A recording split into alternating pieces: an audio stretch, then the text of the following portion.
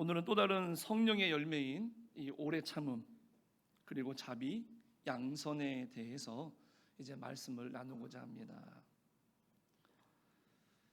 바울은 사람에게 있어서 두 가지 소욕이 있다라고 말합니다. 오늘 본문에 나온 것처럼 먼저는 육체의 소욕이고 또 하나는 성령의 소욕입니다. 육체의 소욕은 말 그대로 내 육신의 만족을 위해서 살아가고자 하는 욕망입니다. 그러니까 모든 사람이 가지고 있는 자연적인 본성이라고 생각하시면 됩니다. 그런데 이 육체의 소욕대로만 살아가다 보면 결국 죄의 삶을 살아가게 되고 결국에는 죽음에 이르게 된다는 거죠. 반면에 성령의 소욕이 있습니다. 예수님을 믿게 되면, 즉 예수님을 인격적으로 내가 만나게 되면 내 육신의 만족이 아니라 거룩하신 하나님의 뜻대로 살아가고자 하는 거룩한 열정, 거룩한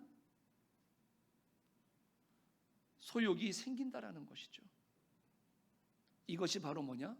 성령의 소욕이다 라고 이야기를 합니다. 우리 성령께서는 우리로 하여금 하나님의 거룩하신 뜻을 깨닫게 하시고 깨닫는 만큼 그 일을 이루어 가도록 능력을 주시는 분이시라는 겁니다. 그런데 문제가 하나 있습니다. 바로 뭐냐? 우리가 아무리 성도라 할지라도 육체의 소욕을 여전히 가지고 있다는 겁니다.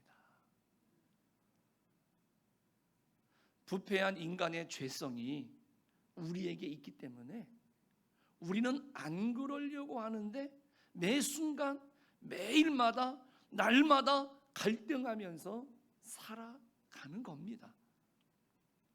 오늘도 어떤 분들은 이 두 소욕 사이에서 교회를 가야 되냐?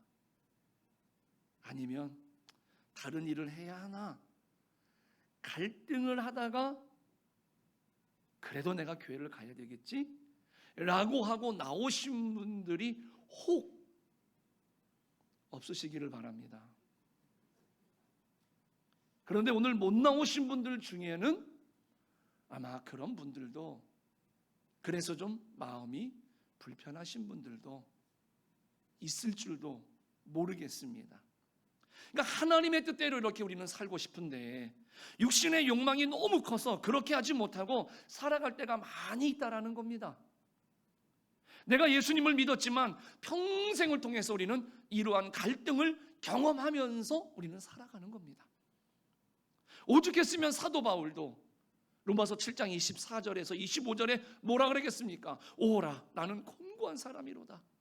이 사망의 몸에서 누가 나를 건져내랴? 우리 주 예수 그리스도로 말미암아 하나님께 감사하리로다. 그런즉 내 자신이 마음으로는 하나님의 법을, 육신으로는 죄의 법을 섬기노라. 이게 자신의 모습을 보면서 탄식을 하고 있습니다. 오늘 우리들의 모습과 참 많이 닮아 있습니다. 내 마음속에서는 하나님의 말씀을 따라서 성령의 소욕을 따라서 정말 그렇게 살고 싶은데 육신은 육체의 소욕 가운데에 죄를 짓고 있더라라는 겁니다. 나도 모르게 거기에 눈이 가고 마음이 가고 어느 순간 정신 차려보니까 성령의 소욕이 아니라 육신의 소욕을 내가 따라가고 있더라는 것이죠. 안타깝지만 이게 바울의 모습이었기 때문에 바울이 지금 이렇게 고백을 하고 있고요. 이 역시 저와 여러분의 모습이기도 한 겁니다. 그러면 도대체 육체의 소욕이 뭐냐? 육체의 소욕으로 행하는 일이 뭐길래 이럴까? 오늘 본문에 19절에서 21절에 나와 있지 않습니까? 다시 한번 잘 귀담아 들어보십시오. 음행과 더러운 것과 호색과 우상 숭배와 주술과 원수 맺는 것과 분쟁과 시기와 분냄과 당짓는 것과 분열함과 이단과 투기와 술 취함과 방탕함과 또 그와 같은 것들이라. 몇 가지입니까? 성령의 열매는 본문에서 9가지로 소개를 하는데 이 육체의 소욕으로 말미암아 생기는 열매는 15가지로 소개를 합니다. 그리고 그 21절 끝에 보니까 또 그와 같은 것들이라. 그러니까 이 말은 그 이상 또 뭔가가 있다라는 이야기죠. 그러니까 보통의 사람들은 성령의 소욕보다는 육체의 소욕에 깊이 빠져 있구나라고 하는 것을 우리는 알 수 있는 것이고, 나는 아니야라고 하는 것이 아니라 우리들도 이 문제, 이 상황을 우리는 직시해야 되는 겁니다. 그리고 인정해야 된다라는 것이죠. 나는 아니라고 말해서는 안 되겠다라는 것이죠. 그럼에도 이런 세상에서 성령의 열매를 맺고 살아가는 존재가 누굽니까? 바로 우리 그리스도인인 줄로 믿습니다. 이 시대를 역행하면서 맺는 것이 성령의 열매인 겁니다. 그래서 우리가 세상살이가 녹록하지가 않은 겁니다. 거슬러야 성령의 열매를 맺거든요. 지난주에 사랑과 희락과 화평, 이 거룩한 성령의 열매를 맺고자 여러분들이 들으셨고 깨달으셨기 때문에 그 거룩한 열매를 맺고 여러분들이 그렇게 살기를 아마 저는 부단히 노력했을 거라고 믿습니다. 그 뜻을 앞세워서 그렇게 살려고 여러분들은 한 주간 열심히 살으셨을 거예요. 그런 여러분들의 모습을 보실 때 우리 하나님은 너무나 기뻐하셨을 것이고, 또 하나님께서는 그와 같은 우리들을 향해서 하나님의 큰 은총과 은혜를 베풀어 주시는 줄로 믿습니다. 오늘은 또 다른 성령의 열매죠.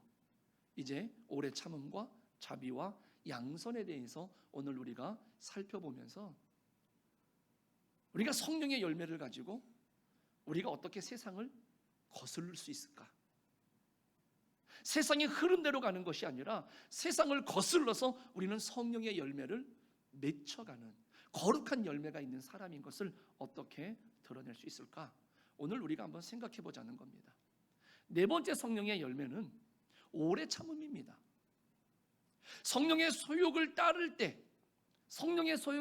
때 오래 참음에 이 거룩한 열매를 우리는 맺게 되는 것이죠. 오래 참음이라고 하는 이 말은 이 마크로두미아라고 말합니다. 그러니까 마크로스라고 하는 단어와 두미스라고 하는 단어가 합쳐진 거예요. 그러니까 마크로스는 멀리 떨어져 있다는 뜻입니다. 그리고 두모스는 진노, 분노라는 것이죠. 그러니까 오래 참는다라고 하는 뜻은 뭐냐면 지금 내가 분노를 내야 되는 상황이지만 이것을 억제하고 오랜 시간을 견딘다라는 뜻입니다. 그러니까 오래 참음도 하나님의 거룩한 성품이에요. 그래서 우리는 이 열매를 맺어야 됩니다. 시편 103편 8절 이하에 보면 여호와는 긍휼이 많으시고 은혜로우시며 노하기를 더디하시고 인자하심이 풍부하시도다. 자주 경책하지 아니하시며 노를 영원히 품지 아니하시리로다. 이렇게 말씀합니다. 하나님은 오래 참으실 뿐만이 아니라 하나님은 화를 내시죠. 하나님이 노를 바라시지만 그 노를 영원히 품지 않으신다라고 이 시편 기자가 이야기합니다. 그런데 하나님이 이렇게 오래 참으시는 이유가 있다라는 겁니다. 죄를 지을 때마다 하나님이 노를 바라시고 진멸하신다라고 한다면 과연 그 하나님 앞에 살아남을 수 있는 사람이 누가 있겠습니까? 한 사람도 없기 때문입니다. 베드로후서 3장 9절이 이렇게 말합니다. 주의 약속은 어떤 이들이 더디다고 생각하는 것 같이 더딘 것이 아니라 오직 주께서는 너희에 대하여 오래 참으사 아무도 멸망하지 아니하고 다 회개하기에 이르기를 원하시느니라. 아멘. 그러니까 하나님께서 사람의 죄를 오래 참으시는 것은 사람들이 죄를 깨닫고 회개하고 구원에 이르기를 원하시기 때문에 그렇다는 겁니다. 하나님의 오래 참으심으로 저와 여러분이 예수님을 영접할 수가 있었습니다. 그 기회를 얻을 수가 있었던 말이라는 겁니다. 그리고 지금 그 기회를 잘 붙잡아서 우리는 구원에 이르게 된 줄로 믿습니다. 그런데 오늘날 현대 사회는 어떻습니까? 오래 참음의 열매를 맺기가 참 좋지 못한 그런 문화를 가지고 있습니다. 현대 사회가 발전하면서 모든 것이 빨라지기 시작을 했습니다. 더불어서 이 생활 패턴도 빨라집니다. 원래 한국 사람은 빨리빨리인데 여기에 이제 더 가속이 붙어가지고 아마 웬만한 민족은 우리 대한민국을 따라올 수가 없을 것 같아요. 옛날에 비해서 우리가 사용하는 컴퓨터, 스마트폰 얼마나 빠른지 아십니까? 그런데도 여러분들 조금만 렉 걸리면 어떻게 합니까? 이 손가락이 얼마나 빨리 움직입니까? 여러분들 깜짝 놀라지 마십시오. 그 미국 나사에 가면요, 6, 70년도에 그 아폴로호 달에 우주선을 보내지 않았습니까? 그때 사용했던 우주선과 그때 관제탑이 그대로 있답니다. 그런데 그 당시에 사용했던 우주선을 사람을 태워서 달로 보낼 때 사용했던 그 컴퓨터가요, 지금 여러분들 손에 있는 스마트폰보다 느리다는 사실을 아십니까? 그리고 그 우주선에 장착됐던 카메라가 여러분들의 카메라에 있는 그 화소수보다 적다라는 사실입니다. 그러니까 지금 우리가 얼마나 발전된, 얼마나 빠른 문화를 누리고 있는 겁니까? 그런데도 여러분들은 빠르다고 생각하지 않지요. 그래서 조금만 늦으면 짜증내지요. 이게 지금 우리가 살아가는 시대의 모습입니다. 그래서 오래 참음의 열매를 맺기가 참 힘든 시간을 보내고 있는 겁니다. 이러다 보니까는요, 점차 어떻게 됩니까? 오래 참지 못하고 조급한 사회가 되었습니다. 제가 춘천에서 크다가 감리교 신학대학에 편입을 했습니다. 그런데 처음에 와서 서울 생활을 하면서 왜 서울 사람들은 저렇게 뛰어다니지? 지하철을 타는데 걸어가면 되는데 막 떠내려가고요, 문 닫히려고는 막 손 집어넣고요. 참 그게 처음에 제 눈에는요, 안 좋아서 당신네들은 뛰십시오, 나는 걸어갑니다. 천천히 다녔습니다. 그런데 1년이 지나니까 저도 뛰고 있더라고요. 그리고 춘천에 가서 봉사를 하니까 그 성도님들이 뭐라 그러느냐, 전도사님 서울 가시더니 운전이 굉장히 난폭해지셨습니다. 못 기다려요. 추월해야 되고요, 빨리 지나가야 되고요, 끼어들어야 되고요. 우리는 아니라고 하는데 이런 사회 속에서 우리가 이렇게 점차 동화되고 물들어가더라는 것이죠. 어떤 사건이 일어나 보십시오. 사람들이 즉각적으로 반응을 하죠. 여러분들 어떤 사건이 생기면 제일 먼저 뭐 하십니까? 휴대폰 꺼내시죠. 그리고 카메라로 막 찍어서요. 그러면 사람들이 거기에 막 댓글을 올리죠. 거기에 대해서 이렇다 저렇다 막 말을 하지요. 그런데 말하는데 나랑 조금 달라 의견이, 이건 내 심기를 건드려. 그러면 거기서 이제 설전이 일어나는 거죠. 해서는 안 되는 말도 하고요. 막 이러면서 자기의 감정을 절제하지 못해가지고 그 안에서 막 싸움이 일어나고요. 이게 지금 우리가 살아가는 우리 사회적인 모습입니다. 아마 이 중에는 여러분들 거룩한 열매를 맺어야지 그랬는데 한 주간 화내신 분들 있으시죠? 저는 어젯밤에도 화를 냈습니다. 그 대상이 자녀들에게나 배우자에게나 직장 동료에게나 아니면 우리 이웃에게 여러분들 아마 분명히 화가 있으셨을 거고 화를 내신 적도 분명히 있으실 것 같아요. 그런데요, 해석하게도 이 분냄, 이것은 성령의 소욕이 아니라 육체의 일이다 라고 성경은 딱 명시하고 있습니다. 상대방에 대해서 용납하지 못하고 오래 참지 못하는 것은 육체의 일입니다. 하나님도 진노하시기도 합니다. 하지만 본질적으로 이 오래 참으심을 거쳐서 징계가 필요하다라고 판단이 되셨을 때 하나님은 진노하신다는 겁니다. 성경은 그래서 우리가 어쩔 수 없이 분을 냅니다. 참아야 되는데 참지 못합니다. 그래서 우리들에게 분을 내어도 그것 때문에 시험에 드는 일은 없어야 되지 않겠느냐라고 이야기를 해줍니다. 그래서 에베소서 4장 26절 27절에 보니까는요, 분을 내어도 죄를 짓지 말며 해가 지도록 분을 품지 말고 마귀에게 틈을 주지 말라, 이렇게 말씀합니다. 그러니까 우리가 살아가면서 화낼 수 있습니다. 분이 날 수 있습니다. 그런데 우리가 성령의 소욕을 따르는 사람이라고 한다면 그 분을 해지기 전에 마무리해야 된다는 겁니다.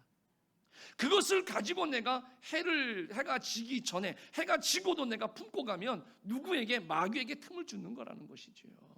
죄를 짓는다는 것이에요. 마귀는요, 그런 우리의 분냄을 통해서 자기의 일을 도모하는 것을 볼 수가 있습니다. 그래서 하나님과 사람 사이의 관계를 파괴합니다. 상황을 더 악화시킵니다. 그리고 우리들 인격에 커다란 피해를 입힌다라는 겁니다. 우리가 살다 보면 요즘 여러분들 층간소음, 그게 사람 죽일 일입니까? 그런데 분을 풀지 못하고 가지고 있으니까 어느 날 우연치 않게 딱 다툼이 되니까 그게 폭발을 하니까 어떻게 됩니까?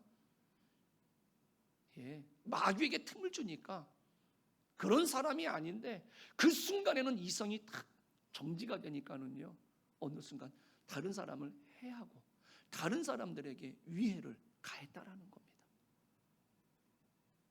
그렇기 때문에 우리가 정당한 분노, 당연히 화를 내야 되는 상황도 있습니다. 그러나 설령 그럴지라도 그것을 오래 품지 않는 것도 지혜로운 일이다. 이 사실을 우리는 꼭 기억하시기를 바랍니다. 그래서 우리가 분을 내야 될 때 오히려 오래 참아야 할 때가 그때인 줄로 믿습니다. 그래서 분을 내려고 했던 일에 대해서 그 순간에 잠잠히 성찰하고 또 기도하는 시간을 가져야 되는 것이죠. 제가 욕을 못해요. 80%까지 됐다가 마지막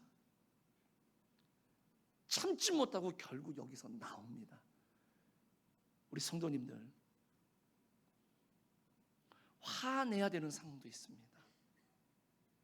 그리고 누군가 나를 자극해서 화가 납니다. 그럴 때 뭐 하라고요? 그때가 오래 참을 때입니다. 그리고 기도할 때인 줄로 믿습니다. 그리고 하나님께서 원하시는 이 오래 참음을 우리를 통해서 이루시려고 하는구나. 오늘 우리 스스로가 더욱더 견디고 잘 인내하셔서요, 하나님의 거룩한 성품을 이루고 또 하나님께서 연단해 가시는 그런 우리들의 모습이 되시기를 주님의 이름으로 간절히 축복합니다. 다섯 번째로는 뭐냐? 성령이 우리에게 거하실 때 맺는 열매가 자비의 열매입니다. 갈라디아서 5장 22절에 보면은 이 자비를, 이 원어를 보니까는요, 크레스토테스라고 하는 단어를 씁니다. 이 말은 뭐냐면 친절, kindness라는 말입니다. 오늘 우리가 읽은 본문에서는요, 이 자비라고 하는 것이 친절이라는 거죠. 그런데 이 단어가 이 누가복음 6장에도 나옵니다. 거기 보면 예수님께서 이렇게 말씀을 하세요. 너희 아버지의 자비로우심 같이 너희도 자비로운 자가 되라, 이렇게 말씀합니다. 그런데 여기에 자비는 오이티르모스라고 말합니다. 이거는 뭐냐면 불쌍히 여긴다는 뜻입니다. 불쌍히 여긴다는. 그런데 이 같은 단어를, 다른 단어를 자비라고 하는 같은 말로 이제 번역을 했습니다. 그러니까 이 자비라고 하는 것은 다른 사람들을 향한 친절, 다른 사람들에게 선하게 행하는 것이죠. 친절하게 봉사하는 것이고요. 아울러서 그네들을 긍휼히 여기고 불쌍히 여기는 마음을 동시에 가져야 된다라고 하는 것, 이것이 자비라는 것이지요. 그러니까 오늘 우리들이 하나님과의 관계 속에서 보면 하나님께서는 우리들을 불쌍히 여기신 거예요.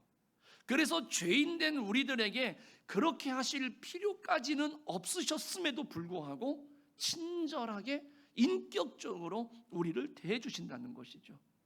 예수님께서 복음서를 통해서 많은 사람들을 대하시는 그 모습을 보십시오. 굉장히 불쌍히 여기고 친절하게 대하시는 것을 우리가 볼 수가 있습니다. 우리가 죄짓고 하나님 앞에 불순종한 것으로 따지자면 하나님의 자비나 친절이 어디 가당키나 합니까? 그럼에도 불구하고 하나님은 우리를 불쌍히 보셔서 우리 사람들에게 무자비하지 않고 친절하게 대해주시고 불쌍하게 여겨주셨다라는 것이죠. 그래서 하나님께서는요, 하나님을 깨닫게 되고 알게 된 우리들이 이제는 다른 사람들에게 우리의 믿음을 가지고 그렇게 친절하게 대하고 그네들을 불쌍히 여기기를 하나님은 원하신다라는 것이죠. 그래서 다른 사람들에게 친절하게, 다른 사람들에게 그런 자비한 마음이 있어야지만이 이게 가능한 것이기 때문에 그런 마음이 우리들에게 있기를 하나님은 원하신다라는 것이죠. 마태복음 12장 7절에 보니까는요, 예수님이 이렇게 말씀을 하셨더라고요. 나는 자비를 원하고 제사를 원하지 아니하노라, 이렇게 말합니다. 그래서 이 뜻을 너희가 알았더라고 한다면 무죄한 자를 정죄하지 아니했을 것이다, 이렇게 말씀합니다. 그러니까 하나님께서 받으실 만한 제사, 예배를 드리기 위해서는 다른 사람들에게 자비하고 친절한 삶을 살아가야만 된다라는 것이죠. 하나님의 자비하심이 하나님을 제사하고 예배드리는 자들에게도 있어야 된다라는 것이지요. 그 빛을 탕감받는 사람 1만 달란트와 이 한 데나리온의 탕감을 받은 사람의 이야기를 생각해 보십시오. 오늘 우리들의 모습이 혹시 나는 주인에게, 왕에게 1만 달란트의 빛을 탕감받았음에도 불구하고 나에게 한 데나리온, 이 사람의 빛을 탕감해 주지 못하면서 나는 하나님 앞에 은혜를 받기 위해서 우리가 예배를 한다라고 한다면 과연 그 제사와 그 예배를 하나님께서 기뻐 받으시겠느냐는 것이죠. 그래서 오늘 우리들에게 말씀하시기를 우리들이 먼저 그러한 마음을 가지고 자비의 마음을 가지고 살아야 그런 자들의 예배도 하나님 앞에 하나님이 받으실 만한 예배가 될 수 있다라고 이야기해 주시는 것이죠. 오늘날 여러분들 보십시오. 그럼에도 불구하고 이 무자비한 일들이요, 이 도처에서 일어납니다. 그런데 공통적인 것은 뭐냐? 꼭 약자에게 일어난다라는 겁니다. 가정폭력을 보십시오. 그 어린 아이들에게, 그 요양원에서 보십시오. 그 힘없는 노인들에게, 거리의 폭력을 보십시오. 연약한 어린이나 여자들에게 그렇게 무차별하게 폭행을 하거나 못된 짓을 하는 것을 볼 수가 있습니다. 유치원에서도 보면 대부분 그렇죠. 대부분의 사람이 다른 사람에게 자비하고 친절해야 하는 것을 아는데도 불구하고 그렇게 하지 못할 때가 너무나도 많다라는 것이죠. 나와 생각이 다른 사람, 나와 관계에 있어서 나를 은근히 무시하는 것 같고 나를 싫어한다라고 느끼는 그 사람에게 우리는 친절을 베풀기가 굉장히 힘듭니다. 쉽지 않아요. 우리는 가까운 사이일수록 더 친절해야 되고 배려해야 되는데 그렇지 못할 때가 많습니다. 집 밖에서는 아주 좋은 사람이라고 소문이 났는데 정작 가정 안에 들어오면 자녀들과 배우자나 부모님에게는 굉장히 불친절한 모습들, 이런 사람들의 모습을 우리는 종종 볼 수가 있지 않습니까? 힘이 없고 대항할 수 없는 사람들에게는 마음대로 내가 함부로 대하고자 하는 그런 악한 성품을 지닌 존재가 우리 사람들이라는 겁니다. 하지만 세상이 무자비하고 불친절한 육체의 열매를 맺을 때 왜 사람들이 그러느냐? 그래야 내가 인정받거든요. 그래야 내가 무시당하지 않으니까, 나보다 조금이라도 약하고 내가 조금이라도 짓누를 수 있으면 그런 사람들을 마음껏 무시하고 마음껏 딛고 서서 함부로 나에 대해서 말하지 못하게, 이게 잘 사는 거고 이게 세상에서 이기는 삶이라고 많은 사람들은 이야기를 합니다. 그래서 나보다 약하고 나와 별 볼 일 없는 사람에게는 불친절하죠. 그러나 우리 믿음의 성도는요, 하나님께서 자비하신 것과 같이 사람들에게 자비하고 친절한 거룩한 열매를 맺어야 될 줄로 믿습니다. 이게 이 세상을 거슬러야지만이 우리가 맺게 되는 성령의 열매인 줄로 믿습니다.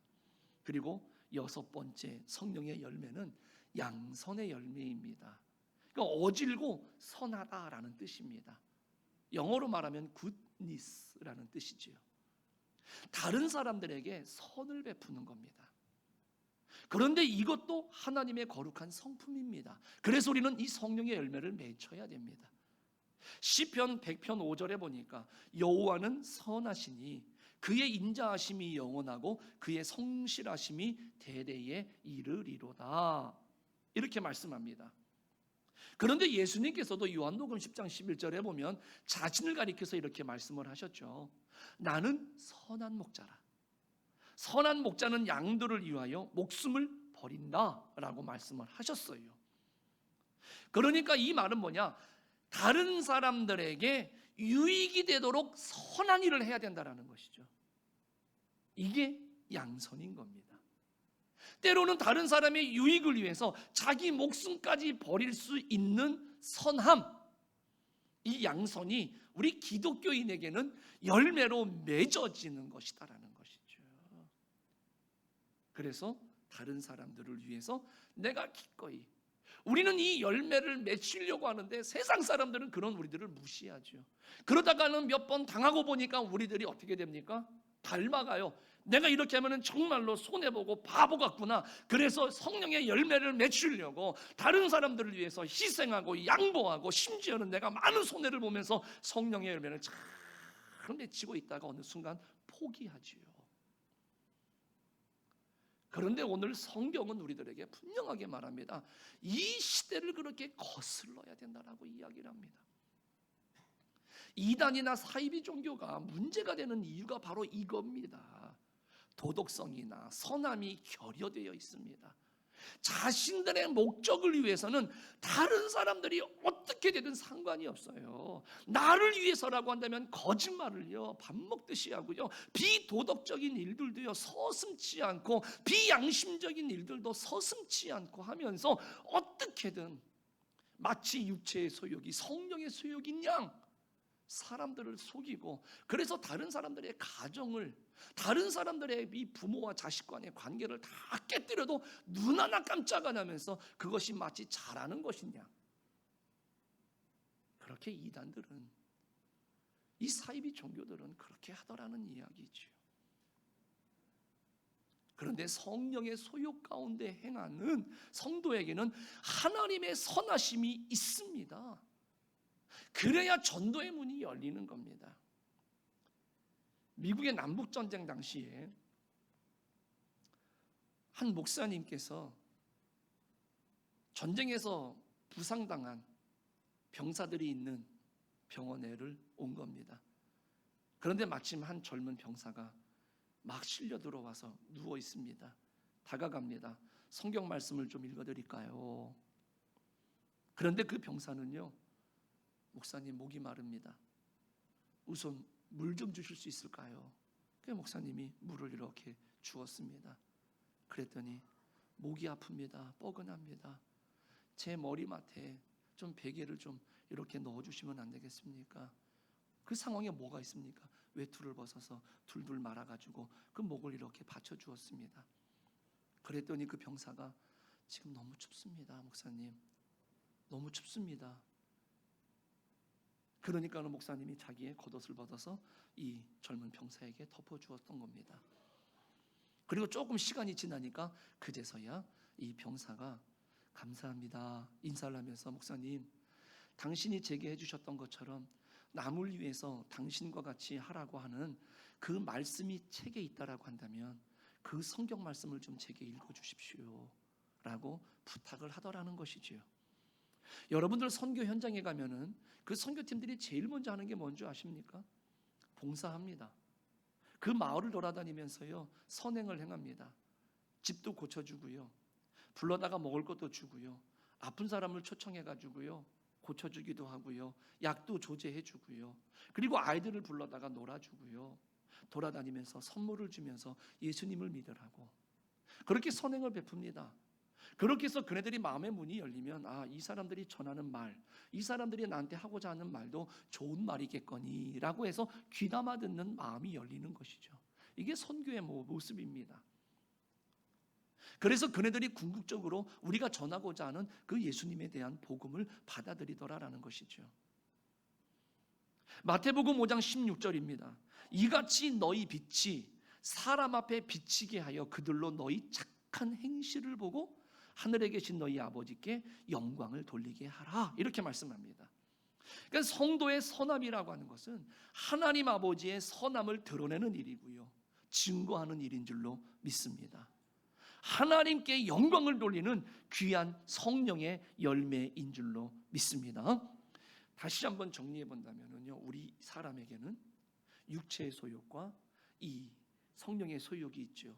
성령의 소욕은 나의 욕심, 세상적인 것에 집착하게 하지만은 이 성령의 소욕은 하나님의 거룩하신 성품을 닮아서 행하도록 만들어 주신다라는 것이죠. 오늘 우리는요, 하나님을 닮아서 오래 참음의 열매, 이 다른 사람들을 불쌍히 여기는 자비의 열매, 다른 사람들에게 선을 베푸는 양선의 열매가 있어야 되는데, 여러분들 오늘 우리들이 살아가는 이 세상 속에서 여러분들로 하여금 오래 참지 못하게 만드는 상황, 오래 참지 못하게 만드는 사람들이 분명히 있을 겁니다. 혹시 있으십니까?